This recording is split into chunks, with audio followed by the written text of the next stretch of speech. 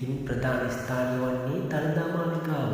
ලෝක ප්‍රසිද්ධ වූ බෞද්ධ ධාතුවක් වන බුදුන් වහන්සේගේ දන්ත ධාතුව රැකබලා ගැනීම සඳහා පිහිටුවා ඇත. මාලිගාව සෑම වසරකම පැවැත්වෙන ඓතිහාසික ඇසකරයක් සඳහා ප්‍රසිද්ධය. ඊට අමතරව ලංකාද්වීපයේ අවසාන රාජධානිය වූ මහනුවර රාජධානිය පිහිටා තිබුණු මහනුවර නගරය සහ එහි රාජකීය මාලිගාව කන්දුටු රජුගේ ඉතිහාසය දක්වයි.